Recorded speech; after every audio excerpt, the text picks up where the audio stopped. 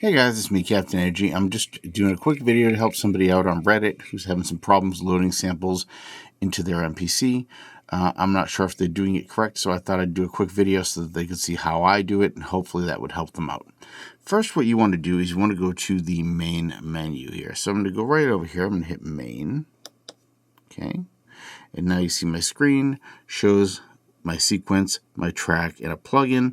I don't really want the plugin right now. What I actually want to use is the drum type instrument right there.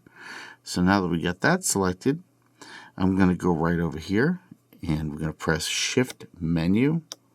This will take me to the hard drive, and now I can navigate through the hard drive to find the sample that I want to load. So what I'm going to do is I'm going to click right here, and we'll go right down here. And I'm going to find, we'll go to samples. I only have one in there, but that's okay. What I'm going to do now is I'm going to pick where I want to load that on my drum pads. I'm picking my lower left pad. And then I'm going to pick the sample that I want to load. And I'll hit load right here. And now that sample is loaded onto that pad.